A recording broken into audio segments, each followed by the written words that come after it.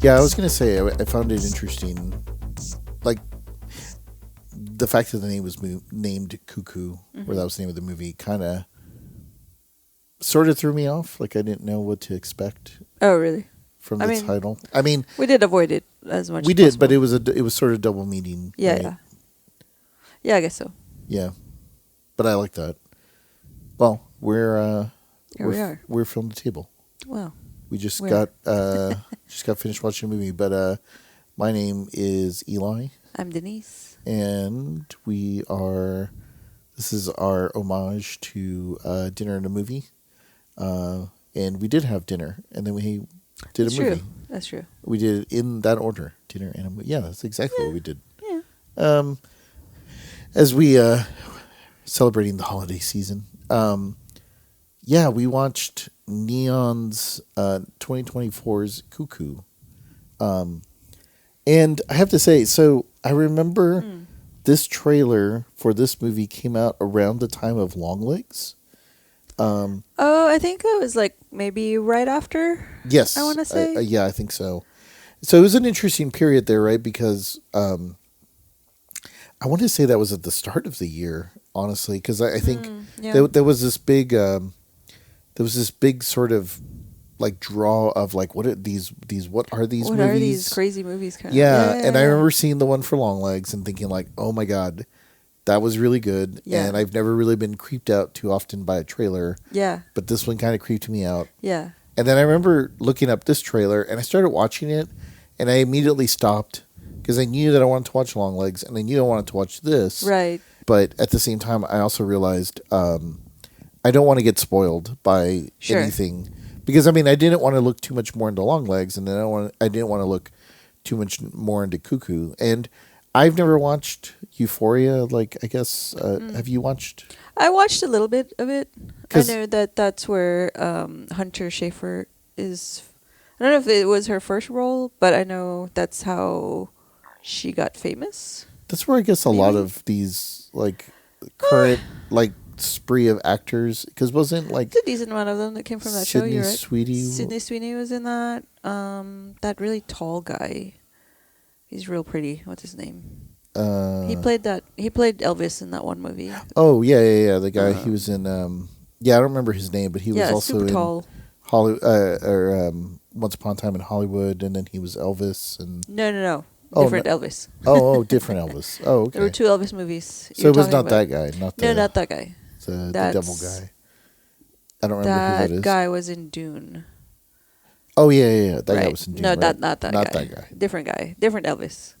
Anyway. Well, yeah. So, I did not recognize this girl. Like I didn't know who she was. So this will be an interesting podcast because I guess we'll just from the onset say we recommend this movie.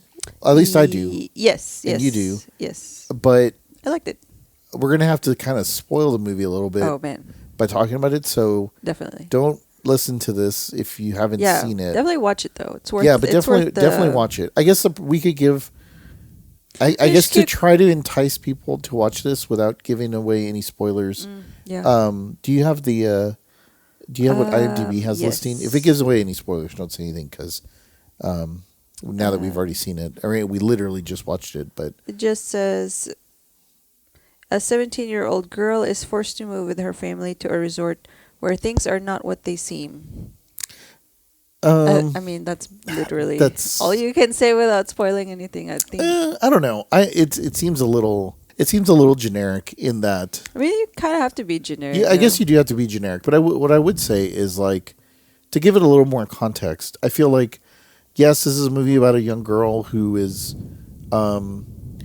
she's in a tough spot in that her mother has just passed, and I guess she's having to, because she's not of age, so she's not almost 18, so she doesn't have, she can't be like her own, like. I found a slightly longer one, if that would help. I mean, no, I think we can kind of do it without giving it. The only reason I say that is because, so this movie is listed as like horror and suspense, and I think the way the trailer plays it, I think that is true. Mm-hmm. But I actually think there's like a science fiction angle to this movie. Yep. and it's not really talked about, even though I guess how you and I would define science fiction is like it's just I don't know, out of the realm of like this feels like this would have been a really interesting comic book or book. Yeah, it feels like a long X-Files episode. Oh yeah, right? That's a good way to put it. Yeah, that's a good way to put it. Yeah, I like that framing. Fox and Scully came in onto the scene. Basically. Yes, I really like that. Yeah, so if you like the X-Files, you should watch this. Like peak X-Files. Yes, like season 4, season 5 yes. X-Files. And I think that if you were to tie that into this young girl having to move in with her dad, who clearly they have a strained relationship. Yeah, because so his dad remarries and now has a different family with much younger daughter than our protagonist. Right. So she's feeling a little left out. She doesn't know quite how she'll fit into this dynamic because it almost feels like her dad is, I don't know, like starting over. Yeah, like he's trying to focus on the new family. Right. And our protagonist, Gretchen, she kind of just ends up with them without really planning to because of her mother's death. And she doesn't want to be there. She doesn't really want to be there, but I don't know that she knows what else to do. And I think the other tie-in to a lot of this, and I think to kind of give it just that one last piece of context before we start spoiling, is like she has to move overseas. Like they've moved to Germany. Right. So I don't know. I guess it's like it doesn't say if it's permanent or not, but it's certainly like long term. It seems like it seems until she's it's for like a job. Well, at least until she's 18. Exactly. In which case she can do whatever. The father and the new wife, are there because they actually have been hired to do a job. That's right. It's a job. And so they're there for a somewhat short term, but they're architects, so they're going to design a facility. That. Okay. That's why, and it also kind of explains the gorgeous house that they're in. Yeah. But they're architects, so they're going to design a compound or some sort of facility. So it's going to take a couple years for them to actually develop that. And so that's why they're there, and she's with them because she's got nowhere else to go.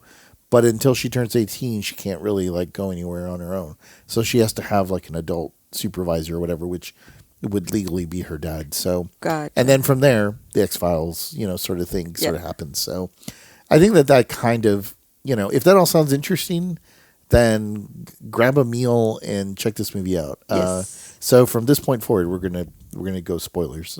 So just FYI. But yeah, so going back to just going back to this house and then going back to the fact that they're architects and a lot of the things about this movie. If we had an award show, because why? I don't know. Our podcast gets popular and we have an award show.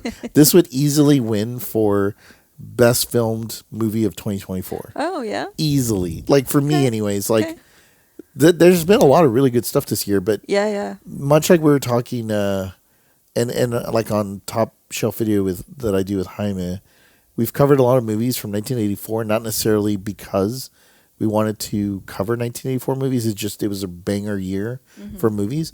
Man, 2024 is really starting to turn out like the banger, the 40 year later. Because like this movie, I feel like I haven't heard a lot of people talk about it. Not after the initial screenings. I feel like it kind of it had a short theater. Yeah, run, the hype was a little. It was pretty good there for a little bit, and then it kind of petered off. Yeah, but I also feel like it was just maybe a little overshadowed by Long. I think it was overshadowed by a lot of things on during that time period, and I think Long Legs definitely got it. It won the prize of like the hype train. Yeah, if there's gonna be one or two. If there's only be one movie in the hype train, it's going to be Long Legs, and I think it ended up winning out. Not that there's anything wrong with this one, but I feel like they had very similar marketing, like marketing tools and marketing advertisement that went out, and it was very we're not going to tell you too much, and you're going to have to kind of piece it together. I think Longlegs was definitely more successful as far as like building that. Right. I think Longlegs leaned into it and said, you know what, really? we're gonna go everything in there. We're gonna go more into the obscurity. Yeah. And really really lean into it. And I mean, again, you know, if they had more marketing dollars, you know, it is what it is. But if they spent the marketing dollars from this movie on just the movie itself, it was well worth it because so yeah, they moved to Germany and they show them. It said they were in the Alps, is what I remember, and or near the Alps. Yeah, near the Alps, and right from the get go, like the scenery is just right? the scenery is gorgeous. Yeah. I remember it saying that it was in the Alps. Okay. Because they like when they're driving in, it says they're like that they're in something the Alps, like somewhere in the Bavarian region. Yeah. So it's like the gorgeous region of like Germany. Oh yeah. Or that area. But yeah, so like I said, if they put those marketing dollars into the movie itself, like the movie is gorgeous.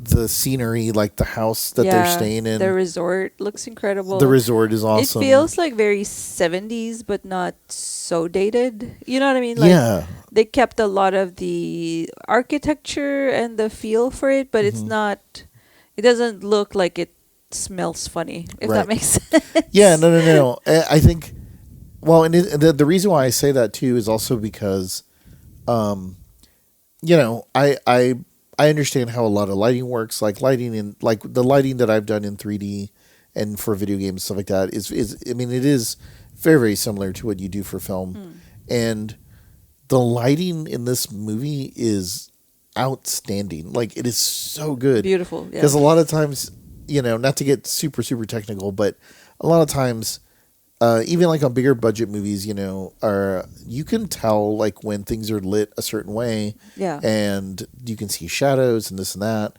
Very rarely does a movie feel like it is naturally lit.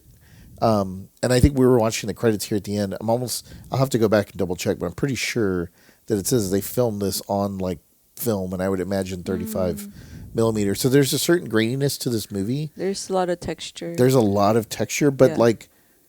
The resort, the home that they're staying in, like there's lots of giant windows, so there's a lot of natural light, and it's just gorgeous. Like stunning. It just really is. It really is stunning. Yeah. It's so cool. But I think that it adds a tone of like creepiness. Like, I don't know why. Like, I mean, it does because it like so there's a certain isolation, right? Because they're so far up in the mountain, and they're in the forest. And then there's also this feeling of like they're a little bit outside of time too, because like unless she's like talking into her iPhone, you can't. This could have been filmed like in the 80s or the 70s. You know what I mean? That's a good point. Because like the cars that they're driving around are older. That's true. Yeah, there's nothing modern about this place except for the fact the only giveaway, like I said, is the fact that she has a phone. But they never show it, right? Like, or not. I mean, it's not like a flip phone or anything like that. And she's definitely used it a few times because she calls the answering machine. Right. But it doesn't really show her playing on it very much or like texting anybody. It's an interesting point that you bring that up, because now that you say that and thinking of some of the imagery and stuff from the movie, like, you're right, like. They never really go. I kind of love this, and this must I would imagine, or at least I would think, that it was very like purposely thought by the art team and the art direction team, is like there are a lot of things in this movie that feel very analog, and like you get that sense that they almost go out of their way to make sure like you don't see computer screens. Right. The TVs that you do see are tube TVs. Yes. But they're not showing like DVDs, but they're also not showing like VHS. So right, they're like, again, kind of going back to like if it was a comic book, right? You draw it just for the scene, like if you're storyboarding, but you're not really like you're not going into all the details of everything, right? And so it's just kind of like it goes into that story building aspect that we've always talked about, which is like. It just sets the tone for everything here. Yeah. and so you don't really think about too much of that stuff, even though like there's a scene where she's playing guitar or like she's playing her bass, and she's listening to music, but like it looks like the headphones. I remember when I was watching it, I was looking at her headphones and I was like, those look like some weird ass headphones that maybe you use them for musical stuff, but like there would be much better headphones to use for something like that. And so it was kind of really interesting. But so, yeah, like I said, it sets the tone.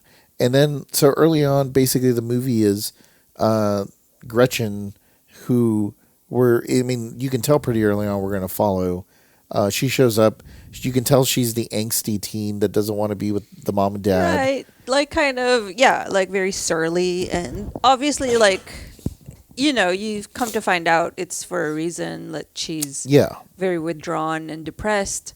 And kind of combative. She's still grieving from her mom's. Yeah, she's grieving and she's not really processing properly, and like the adults around her aren't really helping out. Yeah, they're almost like, hey, we've moved on, so why don't you move on? So anyway, yeah, like you need to. And clearly, she had a very tight relationship with her mom. Right, clearly, super close, and now she has to live with her dad. And they don't really get along. And so, right from the get go, it's really creepy because, like, so they show up to the house they're going to be staying at, and then they're greeted by I forget what his name is. Dr. Koenig. Yeah. I don't know. It's German. It's Dan Stevens. But it's Dan Stevens, who is incredible in this movie. It's funny because he is in everything he's been in. I didn't recognize him. I know he's like super well known for Downton Abbey. Yeah. Do you remember when you got to meet him? Yes. He was very dreamy. Very dreamy. Much shorter than I expected. Yeah, honestly, actually, yeah. I thought I was like taller boat. than he was. Yeah, he's tiny. Little guy. Yeah. But he's super sweet and super handsome. Yeah, he was a really, he was prime choice cut. Okay. But yeah, no, he was super nice when we met him. But it was funny because when we started watching this, and it was driving me nuts because I was like, I know this guy, but it's this German accent, and he's got. I mean, he's older now. We literally met him, or you got to meet him, maybe like that was almost like 13 years ago or something like that. But when they screened The Guest at a local theater. Yeah, that's right. Which was awesome, and still one of my rewatchable. Movies. Oh yeah, we'll have to watch that at some point. I got some food thoughts about that.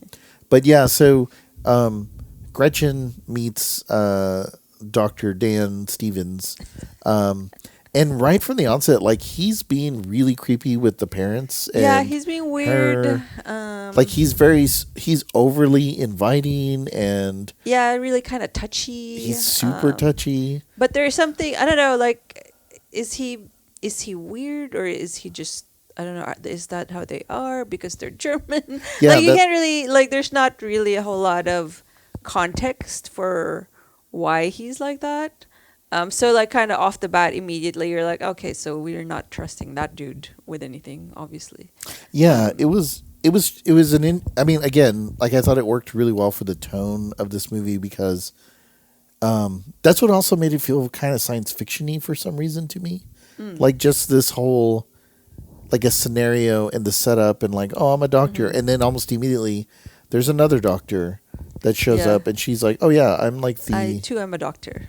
Yeah, I'm the doctor that oversees the hospital nearby. I live next door. And that was also weird. I live right next. Yeah. Immediately everything just, it's funny because we all feel, or at least you and I'm pretty sure, you can almost immediately start to feel the like, okay, all of this seems off. Well, yeah, it's funny because I jokingly turned to you and like, okay, so cults or weird experiments? Yeah, exactly. Or maybe both. Yeah, and I think I was that's like, immediately what you feel when you step into. Yeah, because I was like, yeah, it must be both. Right. And so, Gretchen's trying to deal with like, she's trying to deal with like being there, and then she also like talks to the movers, which is kind of random because she's riding with the movers as they're moving there because she doesn't want to ride with her parents, and she has a stepsister, and the movers are kind of like, so what's up with your sister? Can she not like She can't. Is she like retarded or something? Like, they remember them saying something kind of weird. They were being weird about it. Yeah. No, but yeah, she can hear, but she's mute. Yeah, she's like mute. she can't talk. Yeah, and so she's like, yeah, so it sucks. Like, she was talking about how like it just makes it hard that she can't talk, and so she's just being like a the usual typical teenager. Yeah, she's just being like kind of difficult. Sucks. Yeah. Yeah, and so like when they get to the house, she is being very like, man, this whole thing sucks, da da da da, and the father's kind of like very weakly trying to reach out, and then again in a very another awkward sort of thing, like Dan Stevens sort of walks in and he's like, hey, so I know that you're a young person and there's not a lot of young person stuff to do around here. Do you want to maybe work at the what is it, the resort? Just the reception for the resort. Yeah, that he owns. Which I guess I'm not clear. I guess technically the resort is still open, even though they're about to remodel. I know it's weird because the resort is mostly like cabins, right? It's not just one structure. And I guess it's open even though he had hired Gretchen's parents to look into what is it, remodeling or rebuilding or something. It's not really clear. Yeah, it wasn't super clear. Yeah, but they're on some kind of job. Right. On the behest of Dr. Koenig. Yeah, Dr. Dan. Dr. Dan. Yeah, and so it's interesting because, again, it feels kind of awkward, and also like he just seems to kind of like butt in at weird times. Yeah, he was like, he's super. Just butts into kind of everything. Yeah, and then like you were saying, he's very touchy, and he was like, when he was talking to her earlier, like he kind of had his hand on her shoulder, like as he talked to her, and it was just kind of like, oh, that doesn't seem appropriate. Yeah, like you just like literally just met. Yeah, you guys just kind of like met. So so yeah, I think at one point they're she's like, yeah, I'll do it because she also wants an out. She's kind of like, I don't really. Yeah, just to kind of get out of the house. Yeah, I really don't want to be doing this. Or I don't want to be here. So like, I'm gonna go ahead and like, I'm gonna go ahead and take that job or whatever. And so, again, it's kind of weird because like she does meet up with her sister, and her sister, who is mute, is kind of like following her around and kind of. Well, just a little, little sibling kind of thing where you just want to emulate the older brother or older sister. Yeah.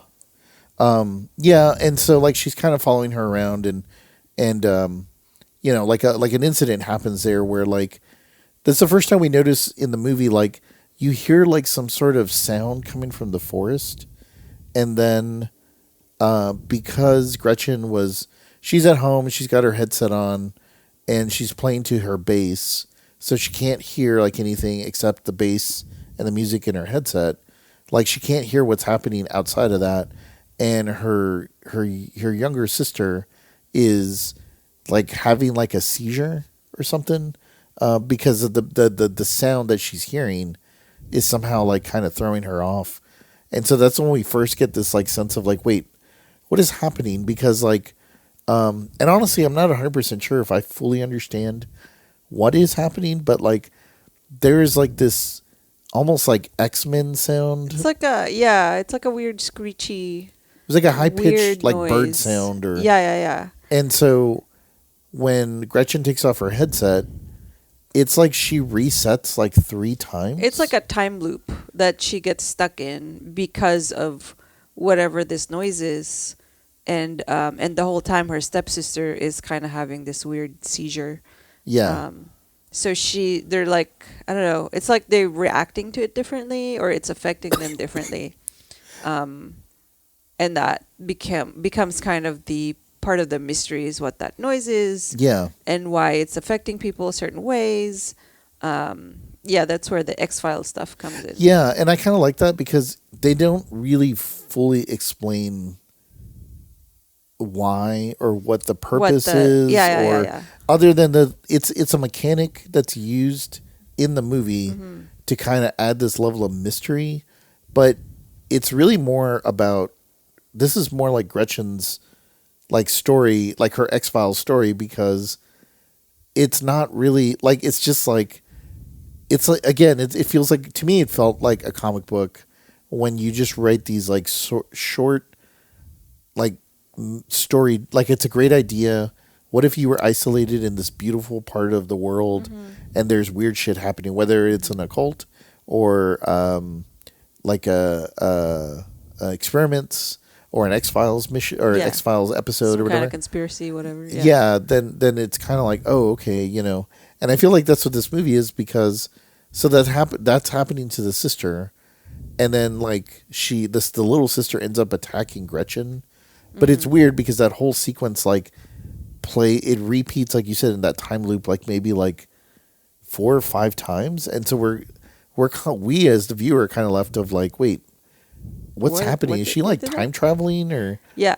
And it's kind of cool. Like I actually kind of liked it because it makes us want to understand what's kind of happening, but at the same time, like Gretchen's like situation isn't changing. She's still in this whole like situation of being overseas. Yeah. She's separated from everybody. Yeah. She doesn't speak the language. I mean, not everybody speaks English. Right. So, you know, so it's really interesting because like from there, then like she goes to work at the resort, and then she starts noticing all these weird things, you know, like there are people that show up and like guests, and as they're walking around, they're all throwing up. And everybody just kind of seems to be like, welp. Yeah. And the girl that's working with her, Beatrix. Yeah. She's like, oh yeah, that happens. Yeah, that happens. It's whatever. It's So there's this feeling that like there's something strange going on, but nobody really knows what it is. Right. And it's not like these were just guests. They weren't like anything particularly weird about them. Yeah. And then you just kind of see them like, oh, then maybe they have like morning sickness, because they joke about how one of the cabins or one of the places there is called the was it the honeymoon suite or something like that? Something stupid or something? Yeah, it was the love shack or something. Yeah, like or that. something. So I guess like it's supposed to be a place where you kind of go to get away because it's so beautiful country or whatever. Yeah. So you're gonna go romantic. Like you're gonna go do it. Go get knocked up. Yeah, but then they show all these like women running, like walking around and like throwing up. So you're like, wait, what? Like right what now? The hell is kind of happening? And so yeah, like Gretchen just more and more is convinced that, okay, I'm gonna get out of here as soon as I can. Like, yeah, because this sucks. This sucks. This is weird and creepy, and obviously my dad hates me.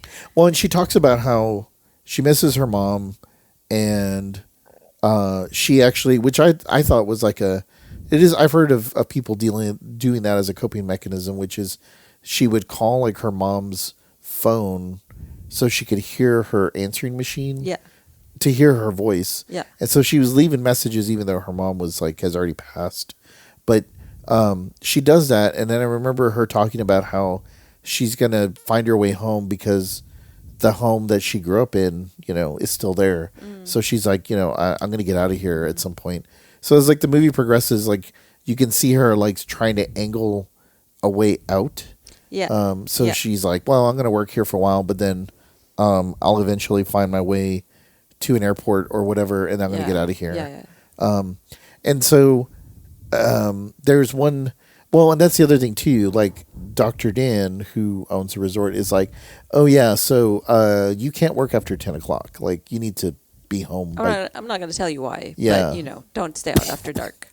Yeah, again, very, very mysterious and almost like too mysterious, but like, but yeah, definitely kind of the same sort of deal.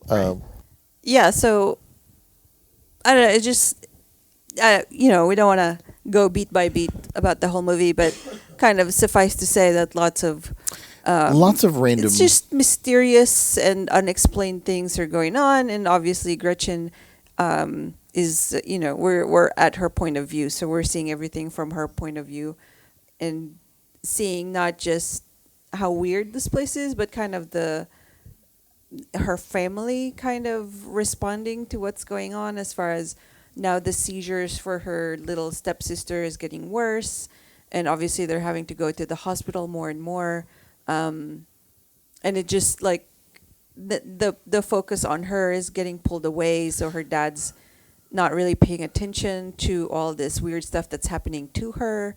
So yeah, like it's just it's very convenient.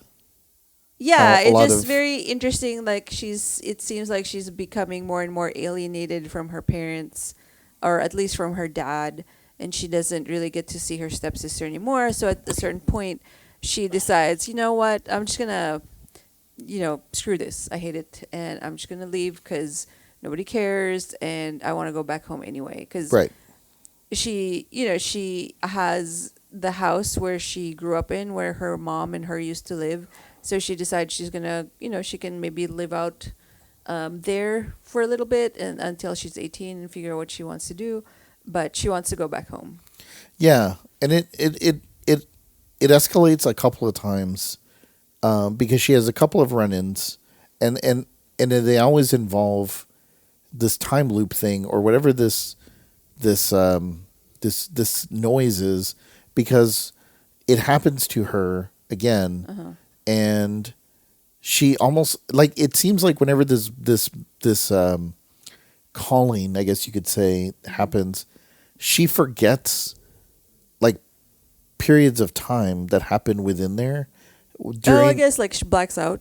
Yeah, like there's a blackout, but like we sort of don't see that. But then there are visual signs that something has happened. Yeah. Because there's one evening where she's like leaving the resort and she doesn't have any headphones, or she doesn't. She's just riding her bike home, even though they told her not to do that because it's dark and there's no lights. But like this, it was funny because when we were watching that scene and you were like, "Oh my god!" Like something's in the background, and I didn't see it. And then like you can see it again a second time, and it eventually is this. There is like a creature woman thing that is making like these sounds, and she chases her, I guess, to the hospital. But when she gets to the hospital, she's trying to get in, and then this like looping sound is still happening, and then like I wouldn't say out of nowhere, but she's like starting to bleed from the top of her head. No, she like slams her head into the glass because she was trying to get in. Oh, okay. That's what that was. Yeah. But yeah, it always kind of seems like there's always like she's kind of blacking out. But in any case, like she has a couple run-ins with the police, and the police basically don't believe her. Like nobody really believes her. They're just like, oh, she's high. Yeah, you're just being a crazy bitch, right, or whatever. Yeah, you're just being difficult. So many words, but yeah, they're like obviously you hate your dad and you're on drugs and you're just crazy. Yeah, classic. You're just being a teenager, right? And we don't like it. And so.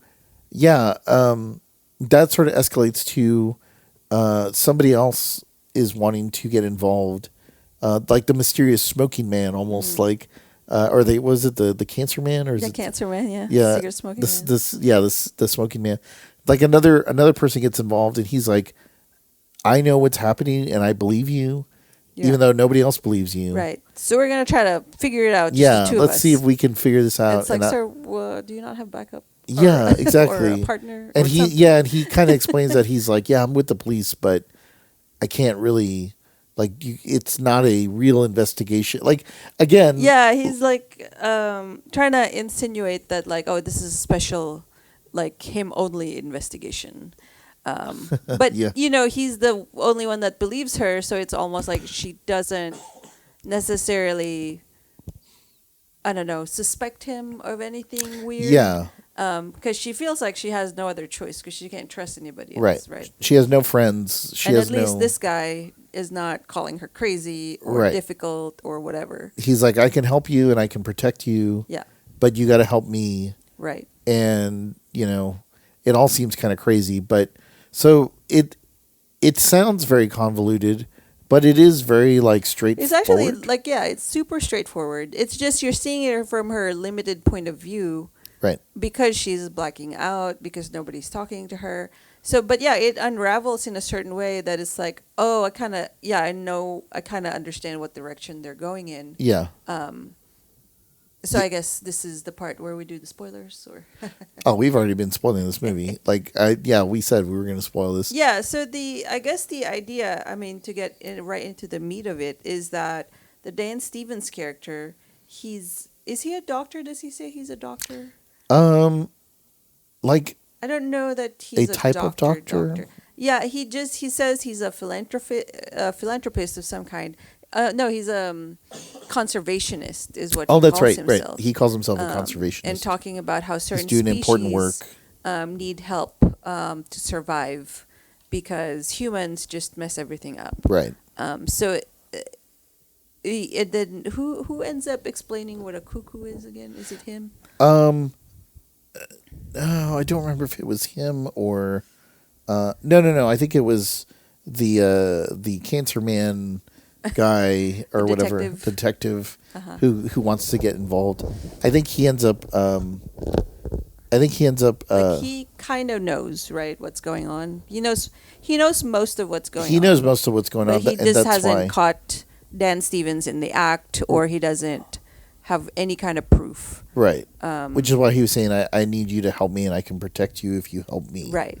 But we got to kind of do this together, sort of thing. So, I want to say it was him that explains what the cuckoo is, because there's like a picture of a cuckoo, the bird. Oh, that's right. At one point when they're driving, and he tells him, if he knows why the cuckoo is such a special bird and breed. And which, if you don't know, and I've always thought this was fascinating when I first heard about it, but a cuckoo bird, when they have, I guess, eggs. Yeah, when they lay when their they're ready eggs. to lay eggs, they lay it in the nest of other bird species, and then they fly away. So basically, the other birds raise their babies, and it's funny if you've seen pictures of it, because typically, and I think they usually do it to one specific bird species, but usually the cuckoo chick is so much bigger than the other babies.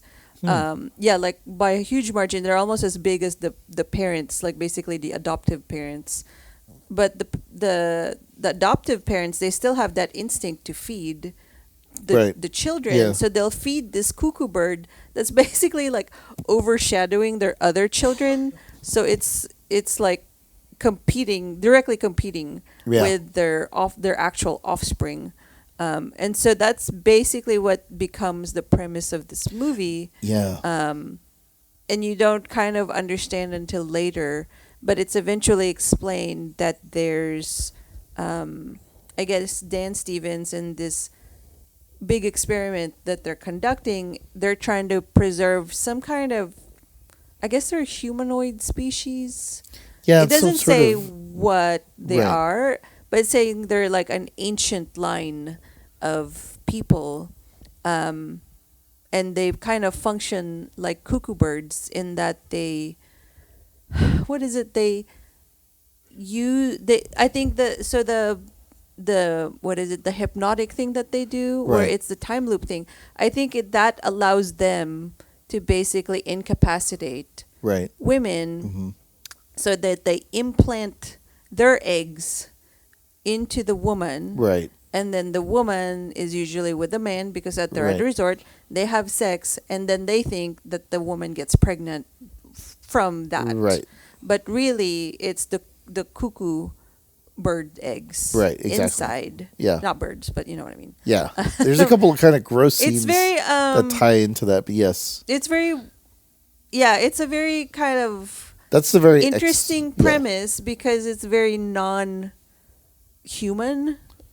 Kind of way of procreating, and like immediately kind of alien and off-putting and weird. Right. But it's such an interesting concept that I immediately, when they were like finally revealing what it was, like, oh, that's actually a great premise. Like you were saying, that's when the sci-fi kicks in, because like, oh, that's really neat. So he's functionally like, how we basically like are the only reasons why like panda bears are alive, for example, because there's no reason for them to exist in the way that they do, because they can literally only eat like certain leaves, and they'll only, I don't know, they're exceedingly unfortunately adorable creatures, but also not super smart. Right. So on their own, and they also only have like one baby at a time. So literally, I think us keeping them in zoos are the biggest reasons why they're still around. Right. Because otherwise, animals like that, or even what is it? I think koalas to a lesser degree are also very functionally incapable of being super competitive in the animal kingdom. So like things like the panda, when you see like the panda caretakers, I don't know if you've seen that online, where the caretakers will dress up as panda bears so that they'll interact with the little cubs, and the cubs won't get freaked out. Right. Anyway, we like cater to them so much just so that they can exist and like procreate. And I think that's kind of mirrored in this movie, as far as like, oh, this Dan Stevens character, he's like trying to, I don't know, have this weird humanoid species to keep living, but his like methods are obviously super unethical. Right. He's just like, it's almost for his own ego that like, oh, I can totally make this work and make this happen. Well, he keeps pushing himself so cool. as a preservationist. Right, but he kind of sucks because he's obviously like very unethical and kind of evil. Yeah, it's preservation without thought of anything else. How the preservation is done. Yeah. Well, yeah, and like obviously way beyond what should be like human ethics.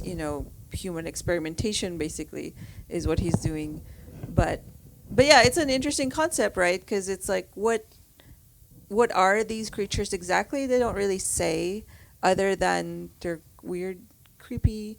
But this movie, I thought the most interesting thing about it is like all the mirrors, as far as like what family means, what motherhood means, right.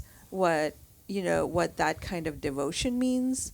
Because at the end of the day, like Gretchen goes through all this discovery of like, oh, holy shit, what's going on here?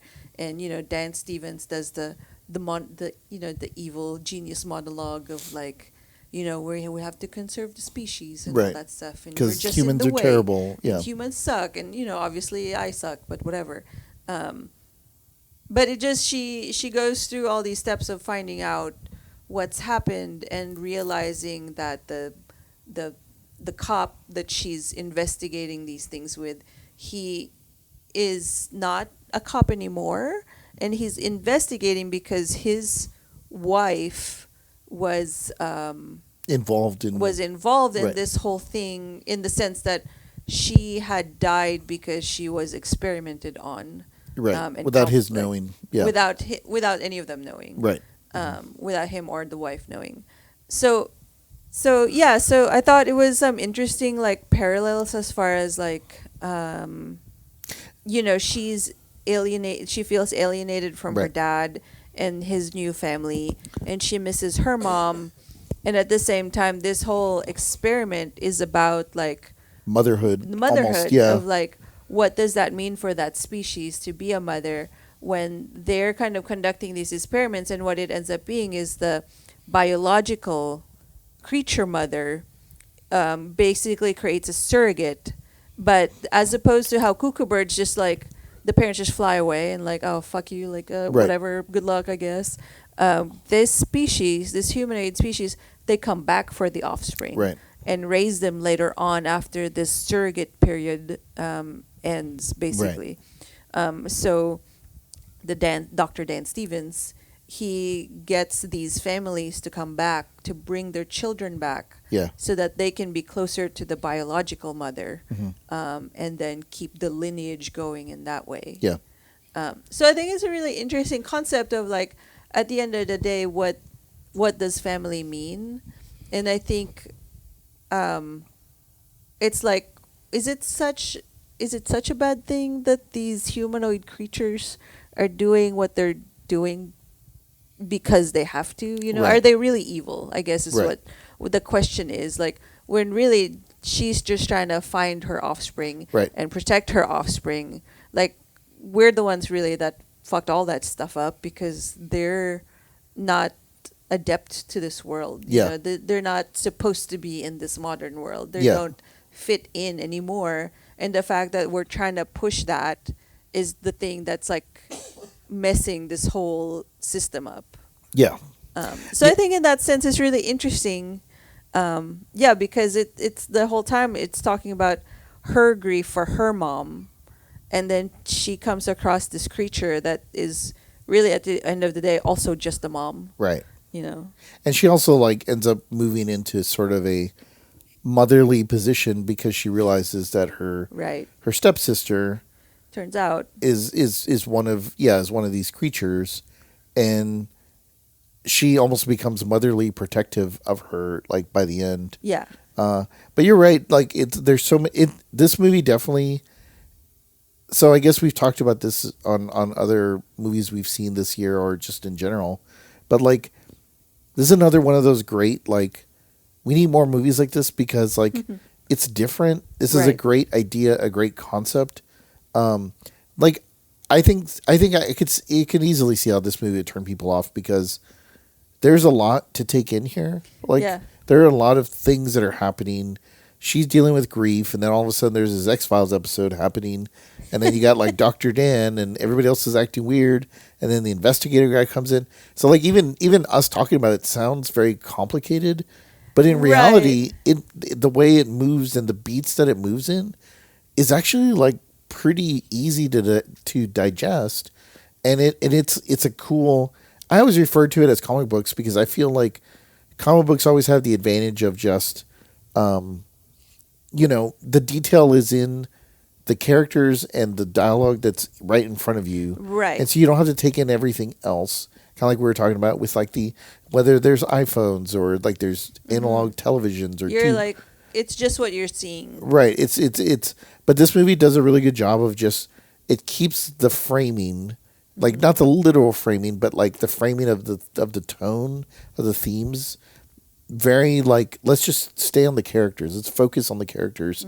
And so you don't really buy into all this other stuff, but they do a really good job of like how this is shot. Like the acting's really good. The dialogue is very purposeful. Like everything's really well thought out.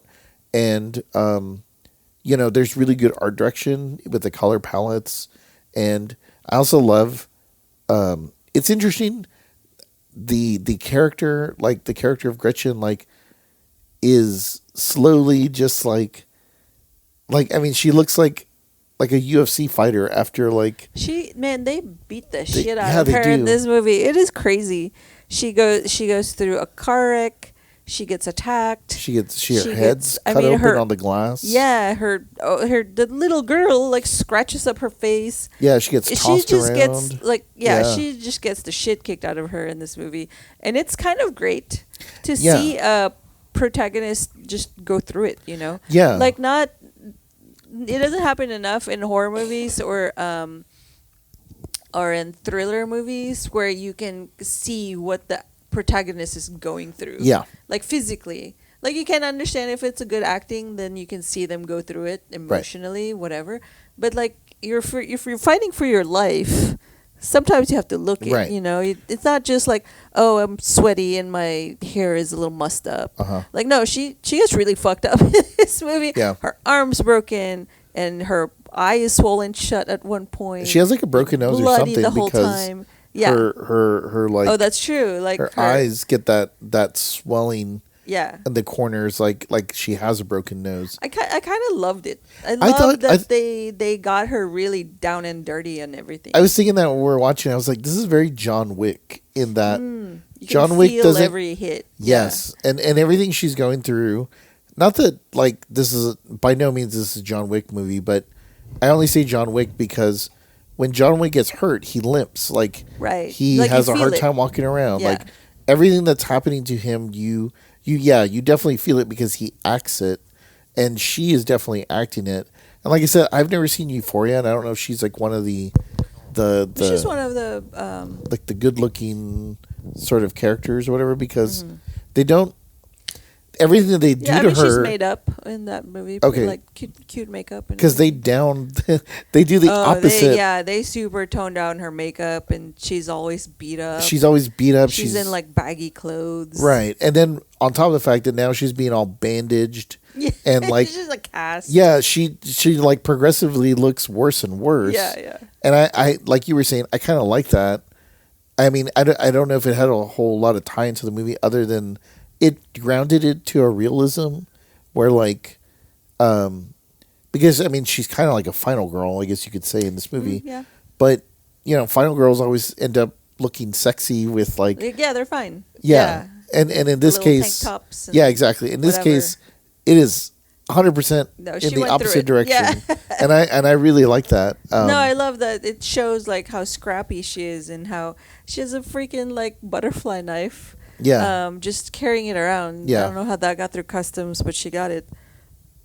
Yeah, and so I think in the end, like just everything about this movie, and even though like we have it on, like we're playing it a little bit right now, like I do feel like there is a fair amount of probably some level of CG for the like the backgrounds and stuff. They may have been comped in or whatever, but regardless, like the locations, the acting, I really like the art direction in terms of like the color choices and a lot of the way the shots are set up and like from day to night and a lot of that kind of stuff that's kind of coming and going. Like it's really well thought out. It's really good. Yeah. Like I think from, like I said, if we had like a best filmed movie of 2024.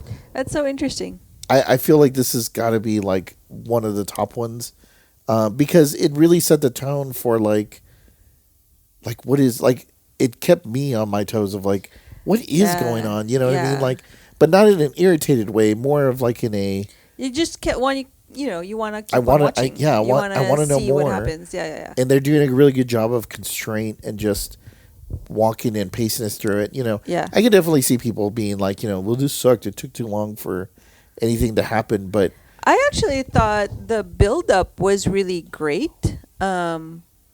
It was so good, in fact, that I think maybe the creature was a little bit of a letdown at the end. Maybe a little bit.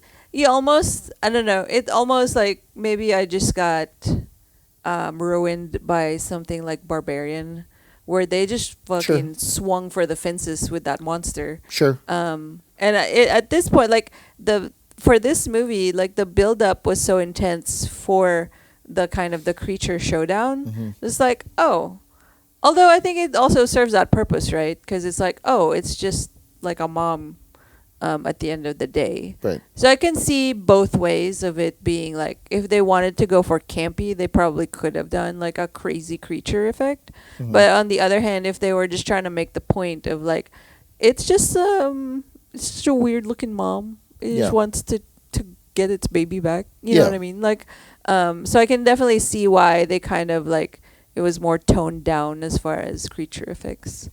I mean, this movie didn't have the budget for that kind of stuff. Sure. They really like. I think they dumped it all on location because it's gorgeous there. Well, and I think the other thing of it too is like the budget feels very spread out. Like it was evenly distributed in cast, location, makeup. Cast was incredible. Yeah, yeah. The house they're staying in is just gorgeous. Phenomenal. Yeah. But yeah, so I think this was definitely like, this was a good one. Like, good one in the sense of like, I wish we had seen it in the theater. I think we would have enjoyed it. I can see that. Yeah. But at the same time, like, this is probably better streaming because you really get to like. It's like the high end of streaming. Yeah. You know what I mean? Exactly. Like, it's not just one of those throwaway like Netflix movies. I hate to say it. No. Yeah. No. It's like you were saying. Like you sit down and pay attention to it. It's not just like, we'll just throw something on and scroll on the phone for like 2 hours. Right. I think like you were saying, it seems like it came from a good idea of like, hey, have you ever like what if we took the idea of what the cuckoo bird does and sort of formulate that into a science fiction sort of story that's kind of dark and has all these elements. And so I feel like you could hear that conversation happening and then they were able to piece it together with people that understood like how to metaphorically put this together. Yeah. And then, like I said, gave it that like short story or that short book or comic book sort of feel to it, where they kept us very focused on the characters, and we weren't super worried about like, well, if she's got a phone, why hasn't she called the cops? Right, like, or even the details of like, what is the experiment and how are they doing right, it? Blah, blah, blah. Like, none of that really matters. That's not the point of this. The point of this is like, it's her journey. Yeah, like, it's her journey. Like watch the tension building and like see how this resolves. Right. It doesn't necessarily. Yeah, it's kind of funny when we say it, because it's almost like, it almost feels like a cop out as far as like, oh, well, they're not going to explain it because it doesn't matter. When, I don't know, I think there's some kinds of storytelling where, you want to learn more and you want to explore more. But I think, too, there's a certain art to, you shouldn't have to show everything, and you shouldn't have to it's better browbeat everybody and, like, explain everything and hand-hold people. Right. I'm just a big proponent of people, like, what about you just talk it out with your friends that you saw it with, or like, research a little bit more, or I don't know, just something about like, just get those gears turning instead of like wanting something to be explained perfectly 100%. Right. You know what I mean? Yeah, like, no. And this movie is definitely that. Like, this movie is not going to explain everything to you, and that's totally fine. It's great. And I think that's the way it is. Yeah, we should need more little fun little movie stories like that. So, because it leaves you wanting to, eat a little bit more and eat a little bit more and eat a little bit more, and then eventually lead up to like, oh, now I'm full. Right. But that kind of leads us to our portion of this aspect is. I'm really interested to see what you're going to say. Yeah. So yeah, it was interesting because I've never been to Europe. We've been to Japan. We haven't been to Canada together. No. I've been to Canada, and then obviously I've been to Mexico. And you've been to Mexico, or no, you've been to... I've never been to... I've been to Costa Rica. That's right. And so, that all said, no, I've never... I mean, we've had... There was a great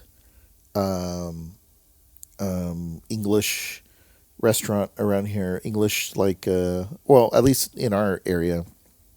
The, what was it? Fuzz or Fizz? Fish and Fizz. Fish and Fizz, yeah. That was the first time I ever had bangers and mash. Well, so yeah, not that I would call bangers and mash for this movie, but just because of the imagery and so much of this movie, and also like something about, like, I don't know, there is something like, I don't know how to describe European feeling, but it did feel very like not American. I don't know if it was the graininess of the film because it was actually shot on film, or that natural lighting I was talking about, but like very often you can watch a movie and go like, they're saying they're in Tokyo, but really they're probably they're like in LA or they're something. In LA, or they're shooting on a set or whatever. Yeah. This movie really did feel like they were there. Yeah, and I think correct me if I'm wrong, but I think the director, I don't know where my phone is, so I don't know his name, but I believe the director is German. Oh, yeah, I think he might be. Yeah, Tillman Singer is the director's name. Okay. Yeah, because it looks like his other movie. It looks like he worked on a screenplay called Lutz, and a lot of the other things on here look to be German by title. He hasn't really done a whole lot though. This seems to be like his most current, but also probably one of his bigger things. He did a movie in 2018, and he's done some shorts ahead of this. I'm actually kind of now. I'm actually very curious about this. It looks like there is a short film maybe that inspired this. Oh, interesting. Maybe, because there's a short film that's called The Events at Mr. Yamamoto's Alpine Residence. Oh. is his short film. Huh. And it's tagged as science fiction. Okay. And it's only 10 minutes. I'm going to go see if I can find this. But yeah, so this movie... for whatever reason, in watching it, really had me thinking about, and you're going to have to help me with some of the wording and what some of these things are. But I want to say it's Spetzel. Is it the Spetzel? Yeah.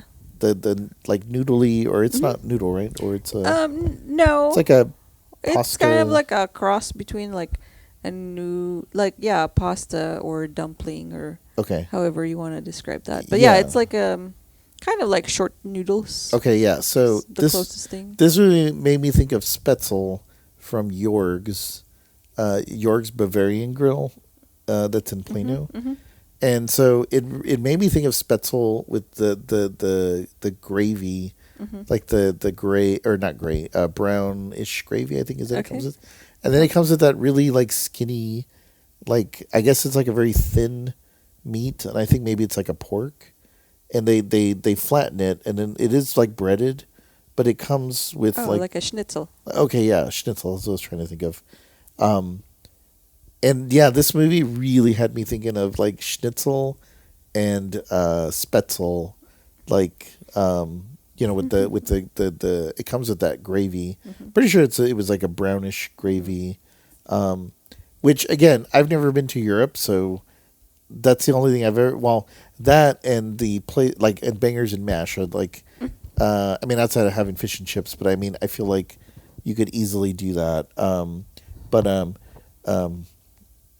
Yeah, I feel like for whatever reason, and maybe it's the mountains and the things like that, made me sort of think of that.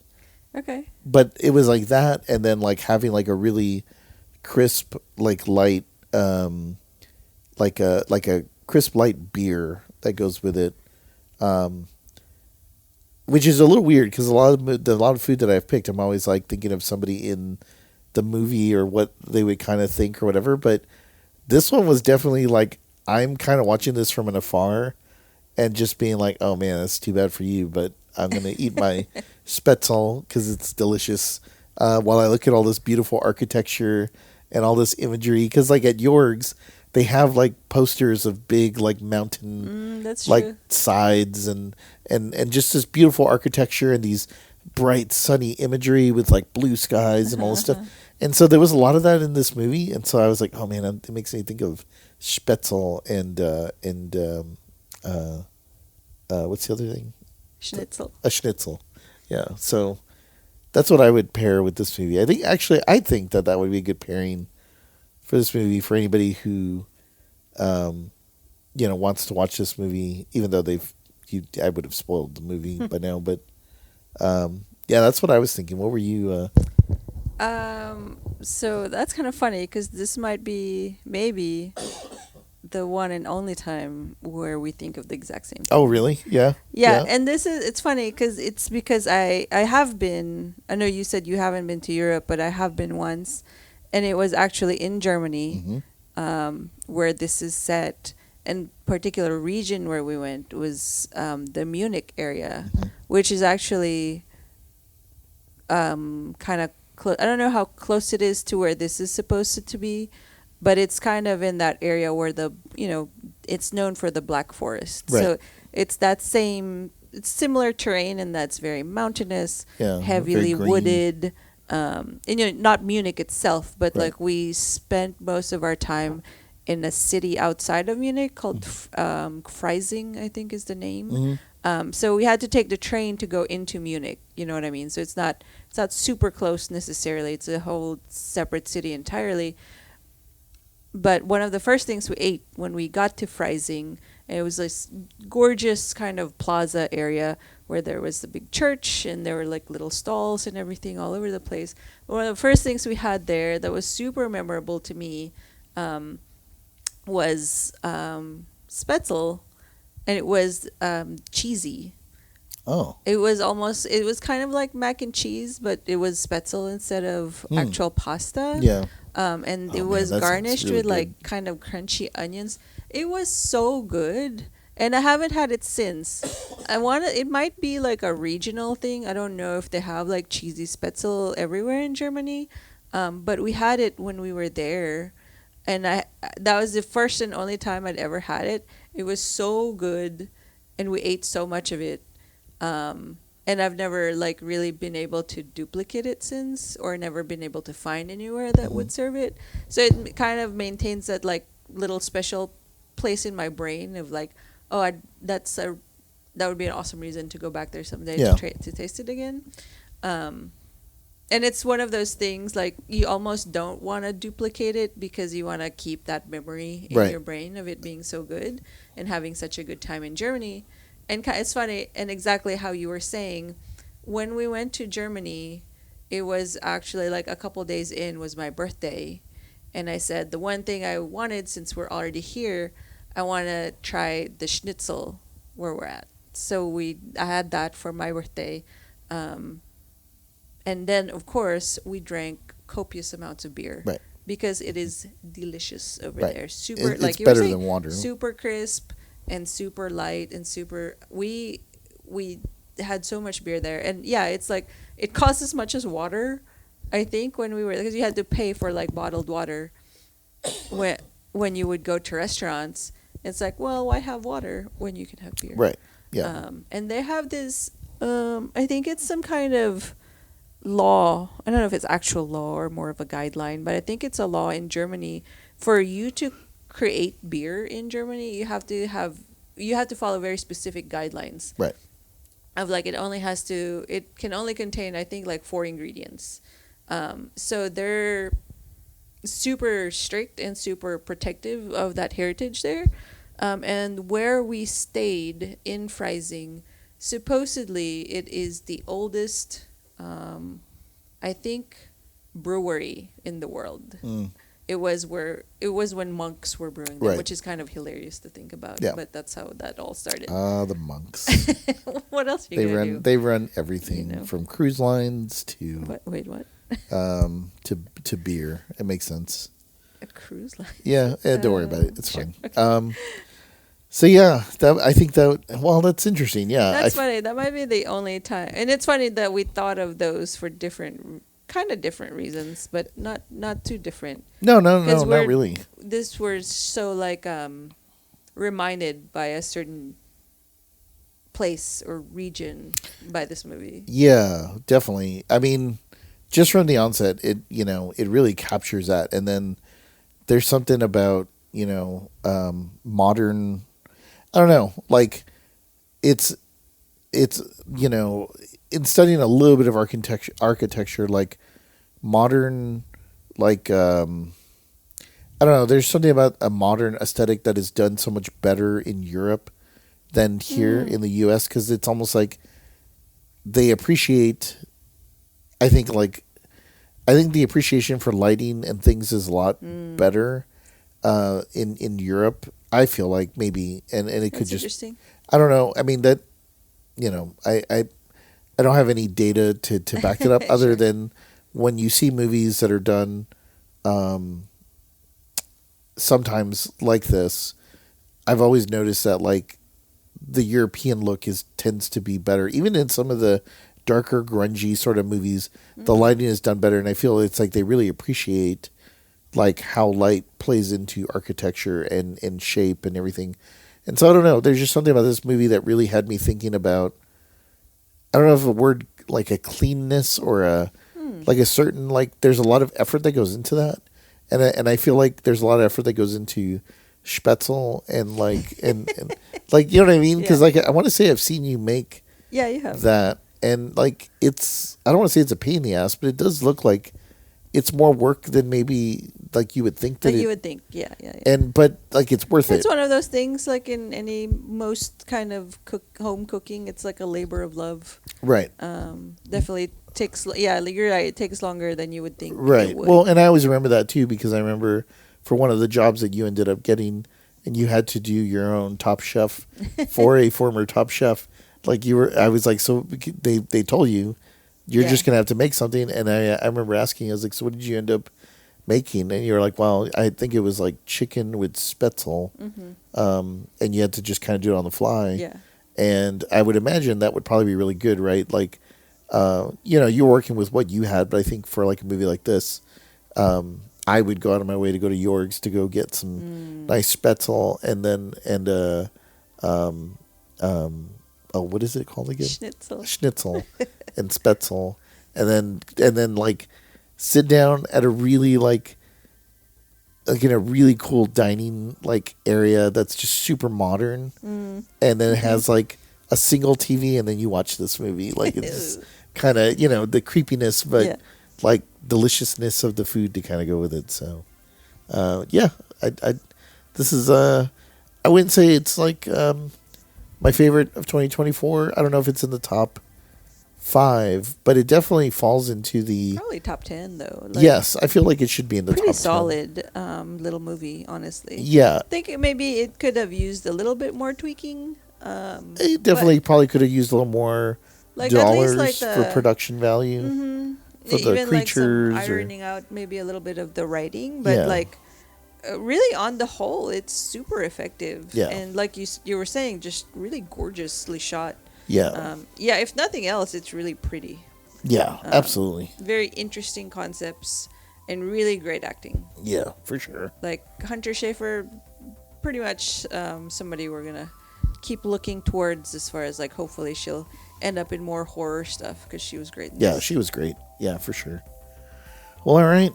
Time to put away the picnic basket as we picnic basket as we head out of the Alps and back into the lodge for the evening.